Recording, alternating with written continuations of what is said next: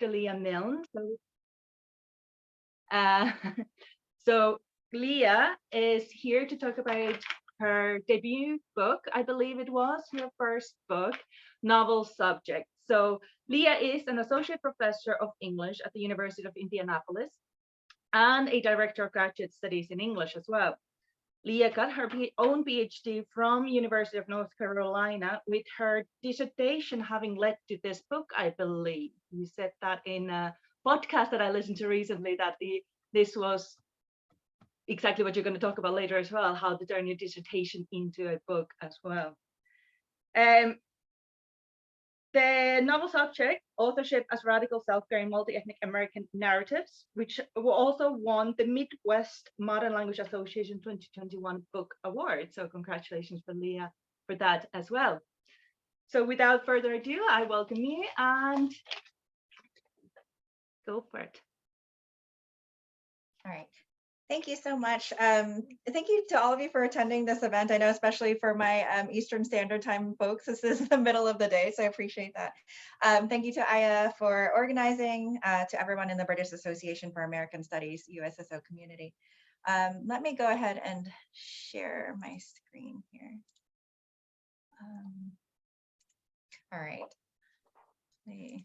Now I have to shuffle things around. If you would think after this point in the pandemic that we would all be pros at Zoom. But if you see me moving things around on my screen or panicking a little, that's what's going on. So as you can see from my opening slide here, I'm speaking to you all from the traditional homelands of the Miami, Shawnee, Peoria, Potawatomi, Lenape, and Kicopoi peoples here in Indianapolis and Indiana. My contact information is on this slide, and I invite all of you to please email me if you have any questions. We'll also have, as Aya mentioned, a Q&A at the end of the session.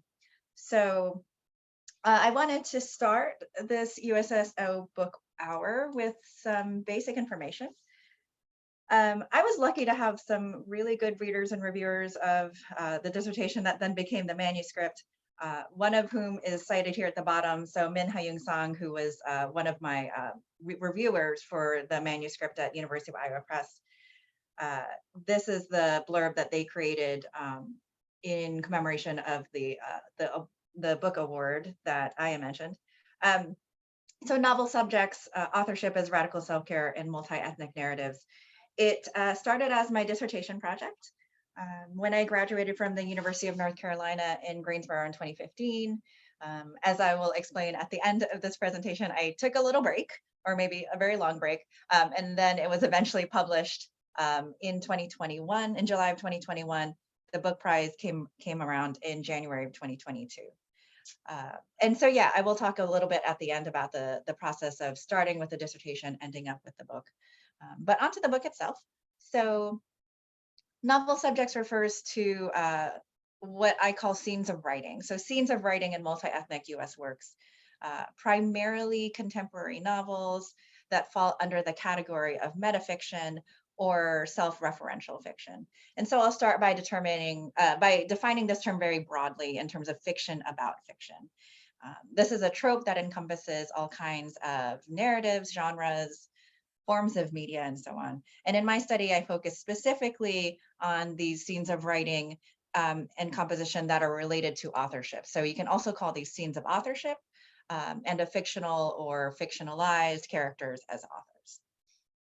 And specifically, when I was looking to kind of limit my focus, I chose texts that were that very much had these moments as kind of prominent elements in the plot, and the authors themselves as protagonists playing key roles in the narrative as well. So when we're thinking about kind of issues of authorship in text, I think there's a lot of kind of tricky things that we have to deal with, in part because when we're talking about authorship, we're also talking about a built-in level of authority and privilege.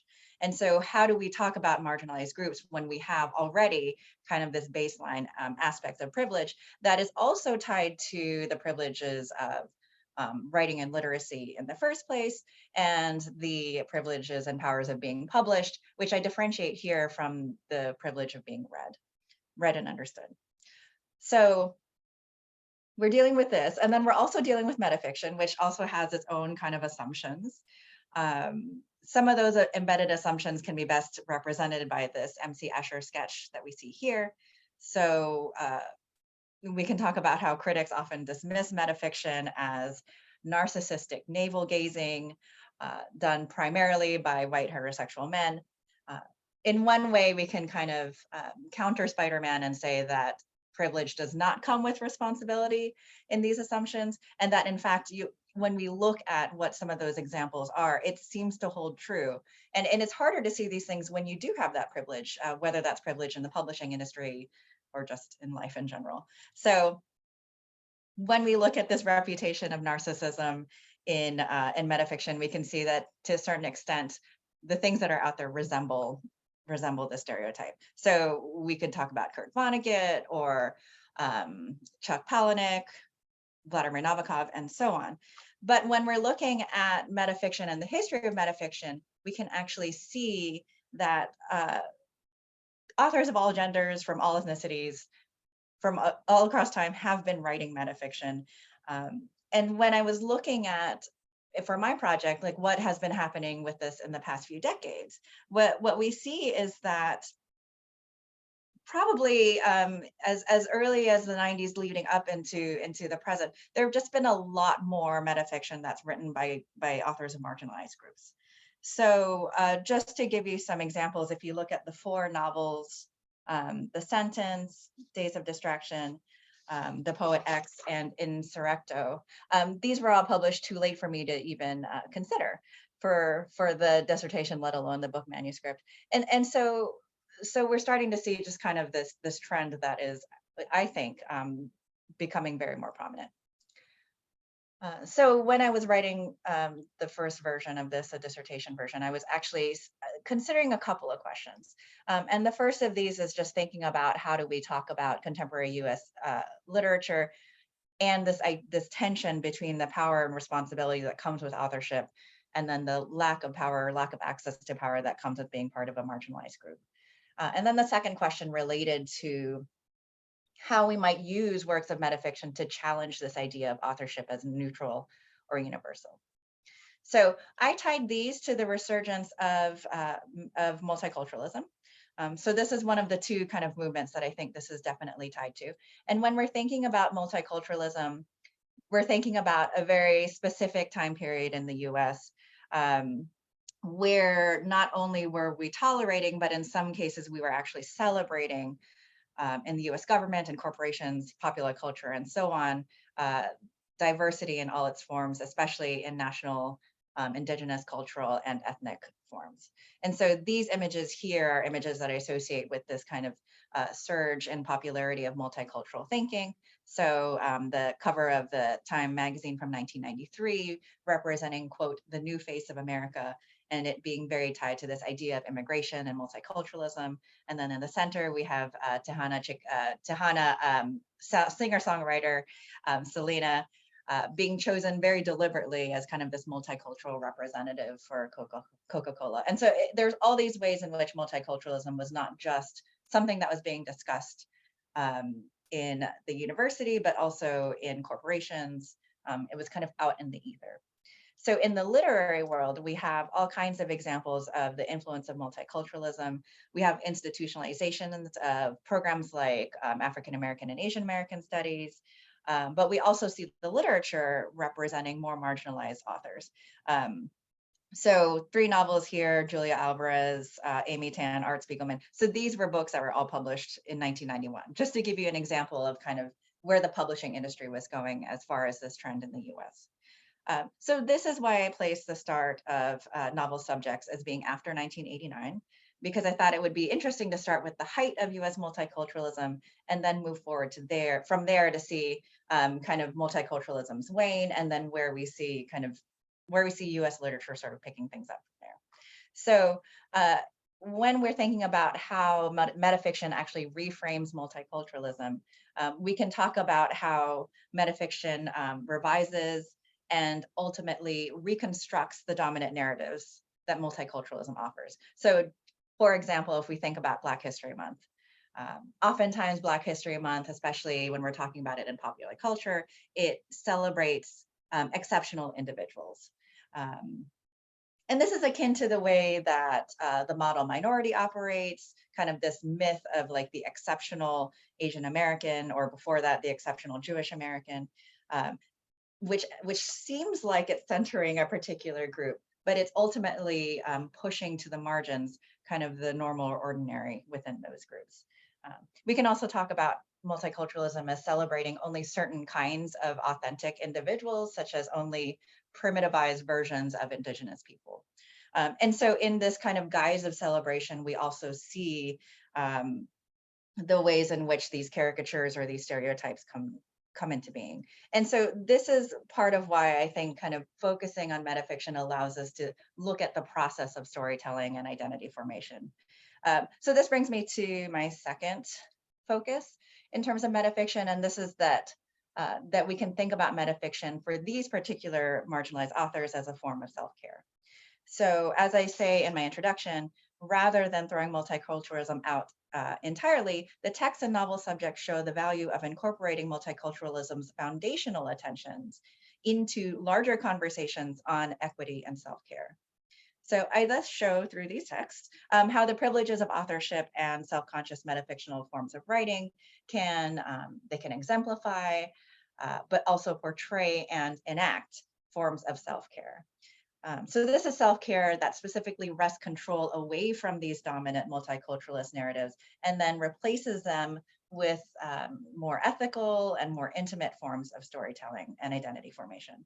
So one of the other ways to think about this is, just as we talked about how multiculturalism has at its foundation these values that are really important to these authors, we can also talk about self-care and how self-care has become this sort of commercialized, kind of whitewashed values set on retail therapy or shopping therapy and so on.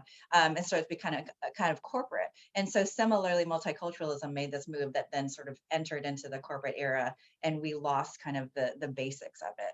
And so when I talk about the basics of self-care, I'm talking specifically about the politicized, but also practical version that Audre Lorde talks about, where she defines self-care as moving away from these kind of individual-centered corporate models and more towards this idea of self-preservation and an act of political warfare. And so we can think about how the authors that I was looking at really dealt with this self-care as being kind of an opportunity for creativity, and for creativity in terms of their storytelling, but also in terms of their interaction between readers and writers. So in this sense, we can talk about authorship and the telling of one's own story and identity as being forms of protest. So forms of protest, ways of taking control of the narrative, of how one is perceived or read, and then speaking back to and then replacing the narratives that these dominant frameworks have taken over. So I'll show you one example, and then we'll go over the content of the book itself, and then we'll come back and look at two more examples. So starting with the introduction, which is entitled Vindictively American. This is a quote from Ralph Ellison. And in the introduction, I deal with two books, but the one I'm going to talk about here is Toni Morrison's Home. So this is her 2012 novel. And in the novel, we see Frank, who is the protagonist, and he's dealing with the trauma of returning to his hometown after fighting in the Korean War. And so one of the ways he tries to heal from this trauma is by negotiating the way that his story is told with the storyteller. And one of the things that you'll see about metafiction is the language to kind of describe it is very clunky. In this case, I'm calling this person the storyteller. We can call this a version of Toni Morrison herself. Right. And so anyway, Frank is trying to get the storyteller of the novel Home to recognize their limitations in telling the story. So recognize your limitations, their vulnerabilities. At one point, you see Frank actually tell the narrator or the storyteller, "Don't paint me as some enthusiastic hero. I had to go, but I dreaded it." And so there's lots of ways that we can think about this particular interaction between Frank and the storyteller. We can talk about how our inclination is to valorize, but not really take care of our veterans, for example. But if we're thinking about it in the multicultural framework, I think we can also tie this to Black History Month and how we we put on a pedestal certain exceptional individuals without talking about the struggle that comes into the storytelling process. So this kind of negotiation, I don't want this to feel like it's an easy process. I think that one of the things that we see in these novels is the struggle that comes with the negotiation and renegotiation of how these stories are told. And that really is at the heart of this. Like, this is not just a happy celebration, but this is something that takes work. And this is where that radical element comes in terms of self-care. So just to go into, I'll just go over the chapters, starting with the introduction. As I mentioned, Toni Morrison's Home is a part of it, but then I also include the classic Ceremony 1977 work by Leslie Marmon Silko.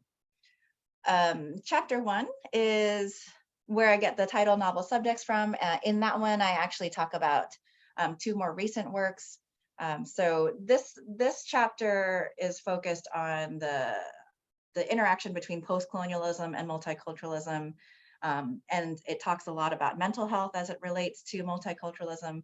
And so one of the things that I do in discussing the 2010 novel, The Gun Dealer's Daughter by Gina Apostol, and Louise Erdrich Shadow Tag, which was also published in 2010, we see that there's lots of ways in which multiculturalism sort of centers their celebration on whole subjects. So whole subjects who don't have any kind of mental struggles, or those mental struggles are kind of muted because we're just kind of in celebratory mode, right? And so we see these 2 protagonists not only questioning that assumption, but then also using writing as a subversive form of protest. In chapter 2, it's titled Against Authenticity. And in this one, I use Jonathan Safran Foer's 2002 novel, Everything is Illuminated. And I read that alongside 2 works by Carmen Maria Machado, specifically her short story, The Resident, which is in her 2017 award-winning collection, Her Body and Other Parties. And then I also go a bit into her 2019 memoir, In the Dream House. So in this chapter, I'm looking specifically at, as said from the chapter title, versions of authenticity and how those are kind of imposed upon people by multiculturalism, and then also how this connects to ideas of truth and testimony. And so there's lots of ways in which authorship and truth and testimony kind of interact in these books. Chapter 3, I'll actually go over this one. This is going to be one of the examples I talk about, is Ruth Ozeki's A Tale for the Time Being from 2013. But then I also talk in this chapter about Nicole Krauss's 2010 novel, Great House. And as evident from the title of this one is dealing with kind of material aspects of metafiction, so looking at kind of object-centered analysis. And then I also deal with American exceptionalism and the model minority, because as I mentioned, the model minority has a history with both Jewish American and with Asian American groups. Chapter 4, so this one, the title comes from Miguel Sahuco's Ilustrado, which I read alongside Percival Everett's 2013 novel, Percival Everett by Virgil Russell, which I'll talk a bit, that'll be my second example after this. I also make quite a few nods, because how can you not in a metafictional work, to Erasure by Percival Everett. With these, I'm looking specifically at the way that these authors blur the lines between authors and readers, both fictional and non-fictional, and then also how they use this to think about scales of authorship. So how do we read authorship along these different scales? And then this connects to the idea of what it means to redefine and rewrite multiculturalism. And then finally, in the epilogue, so this deals with ghostliness and haunting through Kiese Lemon's Long Division and Matt Johnson's response to Edgar Allan Poe with the novel Pym. So in the conclusion, I deal a lot with the ways that ghosts, thinking about Avery Gordon and her work on sociology and ghosts, what ghosts ask us to do. And we can think about all these works as being haunted by the authorial presence, whether we're talking about the real life authors or the authors in the text. So this is a way to think about kind of the limiting definitions of race, and just one final thought about that, how that relates to us and our responsibility as readers. So let me go back to 2 examples. So the first one from chapter 4. So this is Percival Everett by Virgil Russell. And as can already be seen from the title, this is one of a few titles where Percival Everett actually references his own name in the title. In this one, we have actually two Percival Everetts. So we've got Percival Everett Sr., Percival Everett Jr. They act as characters who collaborate, who tell each other stories, who work together to tell other stories within the text. And a lot of this is related to kind of relationship building, the way that the challenges that they face in their relationship. And in the process, they also tell stories about art, about family, mental and physical health, and so on. At many points, it becomes a bit challenging to kind of distinguish between the authors.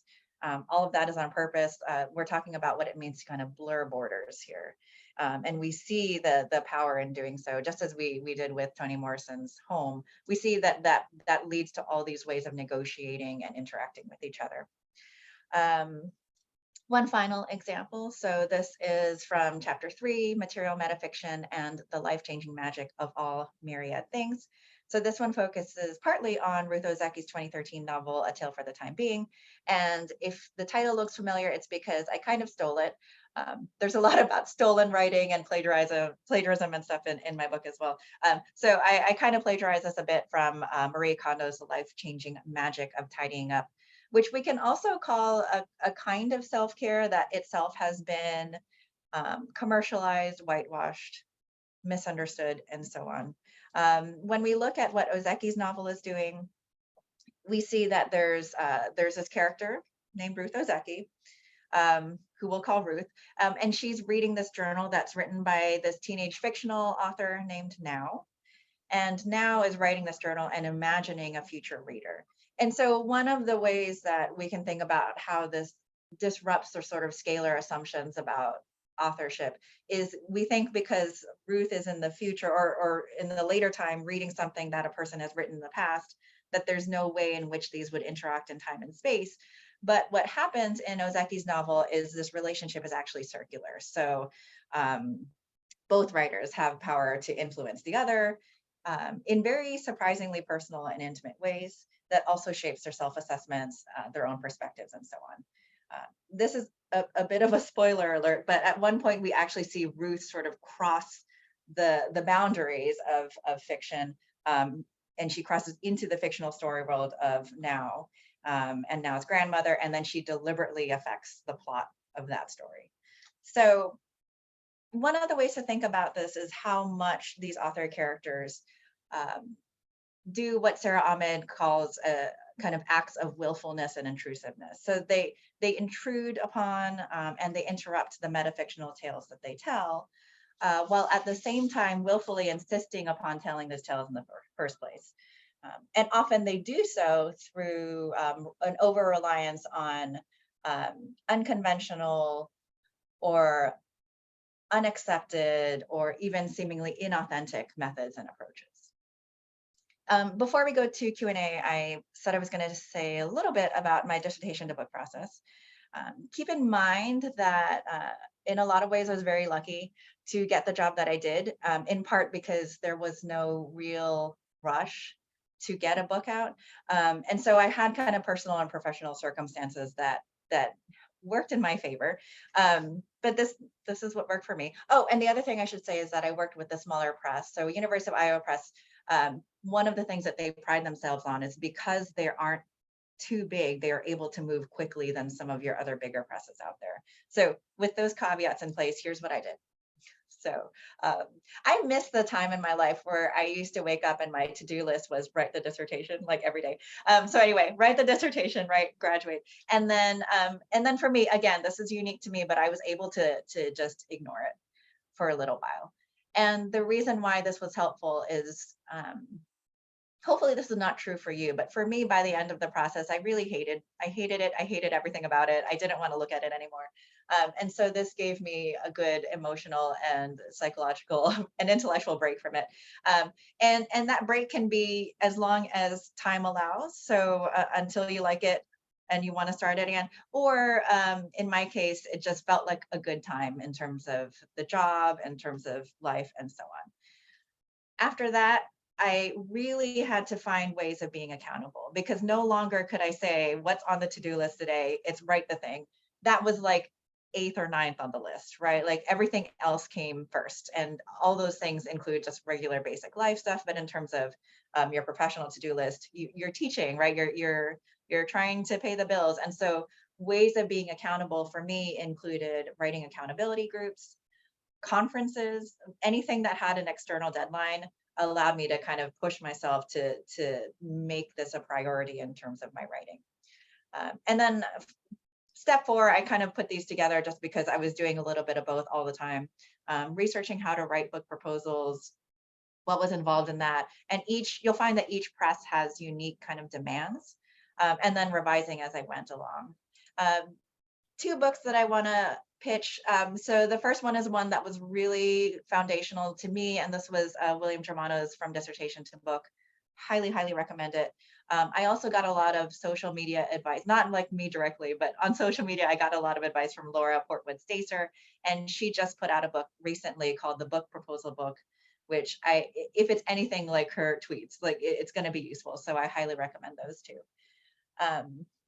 I'll end with a couple of lessons that I learned from this process. And this, if you take nothing away from this, take this away. Allocate time for your writing. So treat it like you do a meeting, treat it like you do class. I'm saying this because I haven't been good about this myself. It's the first thing on the calendar that you treat as flexible, and that's not great if you really want to get your writing done. So if you're treating it like a meeting, then if somebody wants to meet with you at that time, you say, sorry, I can't. And then you meet yourself with your writing, right?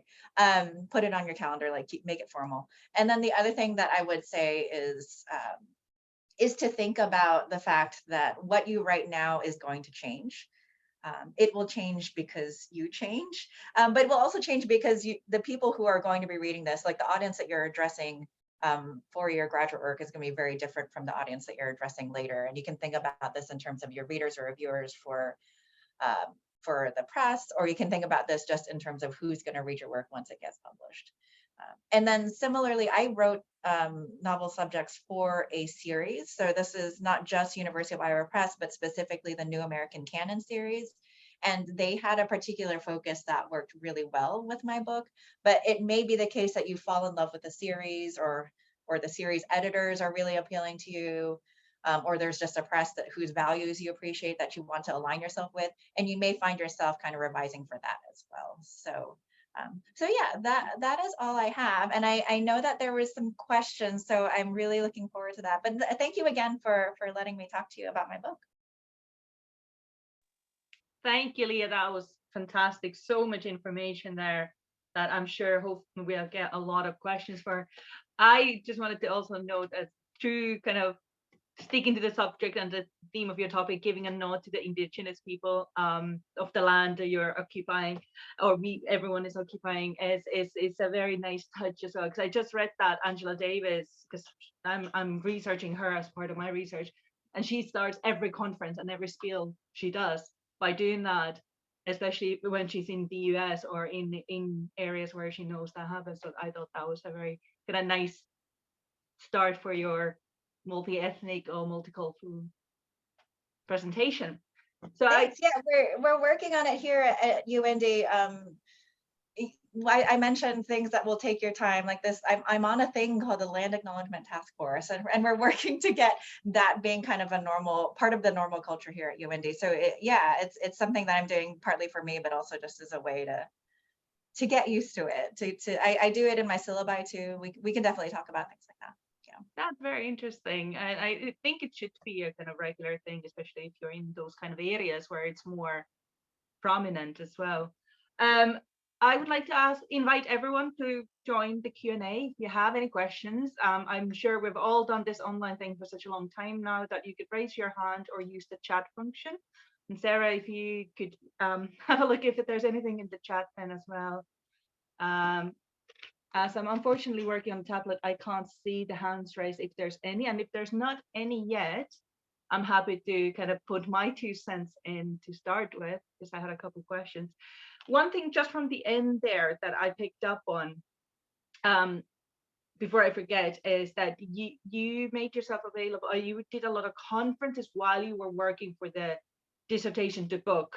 So did you write a chapter by chapter sort of and kind of find a conference where to present and kind of test out the ideas? How did the conferencing kind of play a role in processing dissertation into a book? Because a lot of us probably have done that we try out our dissertation in conferences.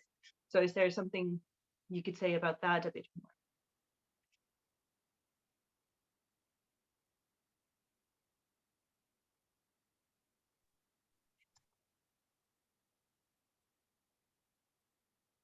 Hang on, I think I need to change one of the settings. Bear with me. The joys of technology, as always. Okay, you should be able to. Okay, there we go. All right. Yeah, so here's what I'll say was most useful for me in terms of thinking about the conference is the good conference presentations, in my opinion, focus on like one specific idea and then kind of you get feedback on that one idea. What I tried to do and what I would not recommend you do when I first started out was I tried to condense the entire thing into a conference presentation, right? And so then you're just like, here's 8 books that I'm going to talk about in like 18 minutes, right? So instead of that, I would say one way to make conference presentations most useful is choose the thing that works with the conference theme, but choose the thing that you want to revise first, or at that time that you're thinking of doing this presentation. And then have it be just one aspect, like one book or even one set of scenes from one book, and then use that as kind of the basis for your conference presentation. You can also solicit specific feedback when you're there, right? So say like, this is a work in progress. I would really love it if anybody had any suggestions or questions about this specific part of it, right? Because then there's all kinds of things that people might be interested in that you've already thought out, or maybe things that you hadn't thought out that you want to know more about. So yeah, I would use your resources. Like it's a good way to give yourself, like I said, an external deadline, but then to give yourself time to focus on one specific aspect. That's brilliant. Thank you. Okay. And one more question for me, and then I'll leave, because I saw someone was maybe in the chat putting questions. So I'll ask mine first selfishly, because being such an interesting book and being such an important topic and quite new to probably a lot of us as a focus, could you talk about how you teach novel subjects or similar titles in your class? Because you have previously said in a podcast that I listened to in preparation for today, you said something along the lines, bringing social change, academic work, and art together through activism. You want to bring that into your teaching. And if you're too comfortable, you're not really learning, which I thought was a very nice way of kind of putting it.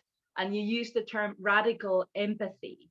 So it's very interesting because a lot of our listeners obviously are early careers, graduates or postgraduates still in the middle of, but are getting into teaching. So it would be kind of interesting to kind of hear your approach, how you approach radical empathy and making sure students are not too comfortable to keep learning. So all of those kind of teaching tips and insight would be interesting. Yeah, sure. I fear that with you citing radical empathy and then my subtitle having radical self-care, like it seems like my favorite word. What I will say is that often, like I've taught literature courses that are themed on empathy, and we start with the very basic definition that students provide usually of, oh, you walk a mile and somebody's shoes, right? Like that's what empathy is. Like you get a sense of what somebody is feeling and then you're done. And so if we want to differentiate between that form of empathy and what radical empathy is, we can talk about it as being action oriented. And so that's kind of where I end novel subjects too, is once we read these things, what do we do with them? And so one way to think about the difference is to think about like what kind of work is involved, like what kind of daily work is involved in empathizing with somebody. And then also what limitations does one have on their ability to empathize? You can be part of the same cultural group as somebody else, but then be different in terms of class or gender. And then all of a sudden you've run up against a wall in terms of your ability to empathize. And so being kind of cognizant of those limitations, And then thinking through how you can kind of push up against the limit of that means doing active work in practicing empathy, in reading or thinking or being in places that are outside of your comfort zone, and actively pursuing these, right? So we can talk about sympathy as being kind of this distancing movement where it's just like, oh, I feel for somebody over there, but I'm not going to like move in the direction of really understanding what they're going through. And so when we think about literature, in a lot of ways, it can be this distancing move where you're like, oh, I can read this person's experience and I can get a sense that, oh, things were hard for them. But then what does it mean to kind of move beyond that, like beyond that knowledge even? What does it mean to sit with it for a long time? I think we were talking about this at the beginning before everybody logged in. Like I'm at the end of the semester. In a couple of classes, I'd like to end with John Lewis's graphic memoir, March. And one of the things you see him doing there is he's going through the process of explaining how hard it can be to empathize. And how much of a process that is, like a daily kind of process, like an internal process of thinking what it means to really be in somebody else's shoes. Maybe even especially if that somebody else is very dramatically different from you. So I think that's one way to kind of draw the line between kind of just regular empathy and radical empathy. And so thinking about what that means for students, like what do you do now that you've read this thing, what do you do with it? Brilliant, thank you. I believe there was a question from Roman first. And can you read that out, Sarah, as it is in the chat? I can't see it. Sure, yeah. So Roman asks, are there any means to get feedback when you're working on a book? So when you do your PhD dissertation, you might have seminars and conferences, but what about when you're writing a book? I cannot emphasize enough the power of the writing group. I have a hard time sticking to a task, so I actually have multiple writing accountability groups. So I have different groups. Some of them were just check in on a regular basis and see how you're doing. Have a cocktail together on Zoom. Others were more serious, like we would schedule a couple hours together on Zoom where all you would see was just a bunch of people going like this, right? So just a bunch of us just kind of typing for a certain period of time. You can apply the Pomodoro method to that and say 25 minutes of writing and then 5 minutes of checking in. And then built into those groups is the exchange of writing. And so that way the labor is shared, right? You're not just asking a person to read a lot of things for you. You're kind of saying, and in turn, I will read your stuff as well. So those were really helpful. And then I think once you get in community with people at conferences or at grad school, you can find that if you keep in touch, even if like somebody isn't working on something right now, you can kind of say, well, can you read this now? And I know at some point you'll have something for me to read. And so I feel like I've really kind of leaned hard on my lovely networks to help with that kind of thing. Obviously, once you leave grad school, it doesn't mean that you don't have your network anymore. I've kept in touch with numerous people from grad school, both professors and other students. And so I wouldn't discount those things once you're away from grad school. I think they're still there. Yeah. Brilliant, thank you. Sarah, was there others in the chat? Yeah, we do. We've got a question from Maria, which is sort of similar to the question that you had asked Aya about teaching, but I'll reiterate the question in case we get some more angles on it. Can you talk about ways in which you've included your ideas and some of the works in novel subjects in your classes? I'll tell you one bad example and one good example. So I tried pretty early on when I was given the opportunity to kind of teach something that was in my subject area. I tried to have a whole class on metafiction, which is a challenge, in part because if you think about something like Percival Everett's Erasure, right? Like it works really well if you're working with a group of students or readers who have already maybe read Sapphire's Push or Native Son, right? Like then you can read Erasure and you can like really appreciate it. But if you're working with a group who hasn't read some things that metafiction refers to, then you're kind of stuck with, okay, how do I make this work more appreciated by a group that may not recognize like what this author is doing? So that was a disaster. It wasn't a complete disaster, but it was a challenge. I'll just say it was a challenge, because there's only certain texts that can work in that framework, especially because this was like a general lit class, so it wasn't majors too. But one where it worked well is recently I taught Carmen Maria Machado's Her Body and Other Parties. And so in that class, we read a few of her stories and we talked about The Resident. I would not be, let me preface this by saying I would not be so bold as to demand any of my students buy my books. It's a pretty pricey venture anyway. My library has it on ebook, so I was able to kind of say, supplementary read, you can read the part of the chapter where I talk about The Resident by Carmen Maria Machado. But in that class, we did talk about, it was a women writers class, so this was also, this was an upper level majors class. And in that class, we did actually talk about what are some of the responsibilities of authorship, what are some of the privilege that comes with the woman in The Resident was a person very similar to Carmen Maria Machado, a queer person, but also a person who seems to have these kind of conflicted ideas about what it means to be an author. And so we use that as a way to talk about metafiction and what it can do beyond just this kind of postmodern gameplay, right? So what are some of the ways that metafiction is not just for funsies, but also something that can help us think through, actively think through the process of what it means to tell a story. Thank you. Any other questions from our attendees at the moment? So we have a question from Molly. Molly asks in the chat, the authors you mentioned are from such a fascinating range of backgrounds. Did you find that authors from different cultures and backgrounds approach writing metafiction differently? And if so, how did you negotiate that while writing the thesis in the book?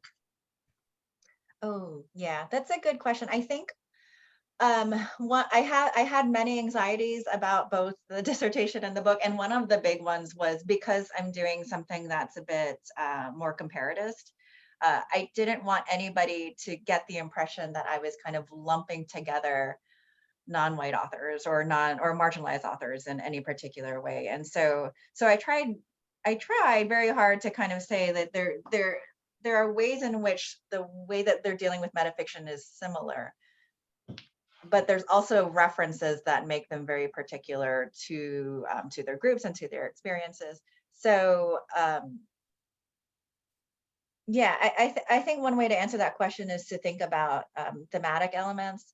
So for example, with chapter 1, thinking about what it means to be a colonized subject in the United States, or what it means to be a person who comes from a previously colonized country, or a country who's experienced kind of imperialist consequences of US intervention, and then kind of using that as a way to think about what it means to be a US citizen, or what it means to be an American, and what it means to be an author. Like those kind of particularities, I feel there are ways that we can talk about overlaps between them while not also kind of painting this monolithic picture of what it means to be, say, a person of color. And so that tension was very much something that I don't think I tried to skirt it, but I also tried to kind of focus on the commonalities that had more to do with shared experiences broadly, but also experiences of marginalization. I don't know if that answered the question. Thank you. Off the back of that, I wanted to ask a question again about this, the variety that you have on your list of texts that you look at in the book. And I wonder, just on like a practical level, did you have certain texts in mind when you went into the project? And if so, which ones were they and why? Or was it that you kind of discovered them and pieced them together as the project gained shape? And did they change in any way? Yes. So again, maybe this is maybe this is not the best advice, but one of the things that I started with when I was doing the dissertation was I was just like, I just like certain books and I just want to write about them. I don't really know how they connect to each other, but these are books that I like. And these are things that I find that I'm reading a lot. And so maybe there's a way that I can, at this, like literally the last stage in my career as a student, like, can I just write about the things I like for once, right? And I feel like that sort of impulse, especially as a person who like didn't even read anything by a Filipino American author until I was a master's student, right? And so that kind of impulse for me is what led me to say, well, I'm going to include at least 2 Filipino American authors in my project because I want to, right? But then there was also this feeling that there was something that they were trying to say, and if I just sat with it long enough, I would figure it out. And that's my version. That's like as close to a version of a research question as I had at the time. As far as anything that changed, I think at one point, a member of my committee who's not here was questioning the categories of nationality that I had in terms of whether an author was really an American author or not. And I realized very quickly from that conversation that there are ways in which these authors were pushing the boundaries of what it meant to be an American author, or what it meant to be part of a different group. And so that was the other thing that I found myself, if you want to call it defending, I found myself defending in terms of this group of authors, is to what extent that they're commenting on what it means to be part of the US. And then really the only change, I was debating whether to talk about this. The only major changes that I made between the dissertation and the book manuscript, well, I made a lot of changes. I changed pretty much everything. Like the central argument, the kind of underlying argument behind the central argument changed. And I updated a lot of the scholarship and so on. But one of the major changes in the book list itself was, at one point I had Junot Diaz as the Brief Wondrous Life of Oscar Wilde, obviously a very metafictional book, but obviously a very problematic author. And I honestly didn't want to give him any more space. And so I switched him out with one of the people that he treated improperly, which is Carmen Maria Machado. And it turned out to be a very great fit. And I love Machado anyway. And so it was just a good opportunity for me to kind of get rid of one author and put another author in his place. Thank you, Leah. And we have another question from Tom in the chat. Thank you for all this useful advice. What's the greatest challenge you've encountered in moving beyond this extraordinary success to crafting and getting inspired for your next project? Oh, wow, that's very kind of you. I think similar to when I finished the dissertation, I just dealt with just pure exhaustion. I just didn't want to do anything for a while. I don't see one of my writing group members here anymore, but what really helped me move on to the next thing was working with a brilliant group of people who got me excited about something else. Another thing was just at this point in terms of my career advancement, a second book is a thing I could do, but it's not necessarily a requirement. And so I feel like I have the luxury, and again, this is very unique and lucky for me. I feel like I have the luxury to write about what I want to a certain extent, right? And so that gives me kind of the power to just say, well, what do I want to learn more about, or what do I want to be more skillful at? Emily Redder is not here anymore, but she and I are working with a group of other people on Black women's poetry and thinking through just some of the shared themes that they have there. And with these collections, what I found myself doing was really pursuing a field that I am not very comfortable with. If you can't tell from novel subjects, I am very much a prose person. And so this was just my opportunity to be better at reading and writing about poetry.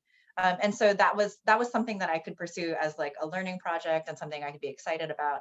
And like I said, I had the luxury of kind of exploring something different.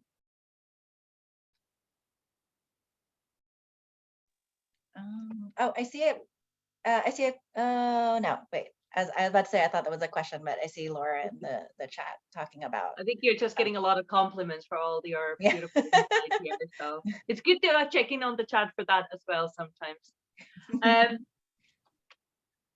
I read somewhere, if I may jump in, someone said as an advice in the process of turning your dissertation into a book that you have to impress your committee to get a PhD, but you have to impress the presses to get a career. Your book establishes your career trajectory for decades. So I was just wondering what thoughts you have as someone who has gone through that process, because it seems kind of a heavy pressure to put on for everyone. I mean, I agree with it a lot, but in a way, it also seems like if you don't publish a book and if it's not the most radical and innovative and, you know, not too long and not too short, you know, just right, like Alice in Wonderland style book, you're not going to have a career, which was just kind of a daunting thought as well. Yeah, it was a daunting thought that did not help me at all. So what I ended up doing was treating treating to a certain extent, right? Treating the dissertation as a dissertation. And what I learned in the process of writing the book was that there was a lot of dissertation-y stuff that I had that wasn't really necessary. For example, just footnotes with stuff that I read just to say that I read them, right? Like, it's like, oh, well, I know about these things. And then once you get to the book, it's almost a given that you're going to know about certain things about a field. And so you just get rid of that stuff, right? And so I honestly, I mean, I don't know, I might get in trouble for saying this, but I honestly think you should just write the dissertation as a dissertation. People are gonna have their own opinions for what the book should be. In the copy editing process alone, my copy editor found, I want to say it was like 180 things. Like, some of it was just commas, some of it was like I literally put the wrong subtitle on one of my books. Like, you know, like there's going to be change anyway. And so I wouldn't get too hung up on what if the dissertation isn't good enough to be a book, because maybe it's not, but maybe that, like, you just need to graduate, right? Like, so just do the dissertation, get it good enough that your committee is happy with it, that they feel okay putting their names on it. And then the book may be something completely different. And that's okay too. All that work is not wasted work. It's just work that led to you getting to this point. Absolutely. And dissertation is a whole different can of worms, isn't it? It has to be written in a certain way. There are rules that we have to follow. Because another advice given to me once is someone who has a PhD but now works as a publisher in trade publishing as well, not academic publishing. And she said, you should plan your dissertation and write your dissertation as if you're writing a book from the beginning. And I that just doesn't really work with all the rules we have to follow. A lot of pressure too. Yeah. Yeah, exactly. I also really liked how you were saying you replaced a author with someone who they mistreated, because I'm writing my dissertation basically on the same principle. I'm telling someone with 100,000 words that they were wrong about something. They said that women are not as interesting and there's not much there to research in what I'm doing. So I'm writing 100,000 words to say you're wrong.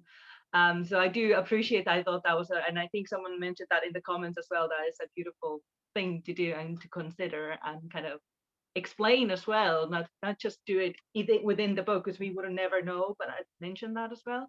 And I think that's appreciated. Yeah, righteous anger is a good motivator, I think. So yeah, lean into that. Absolutely.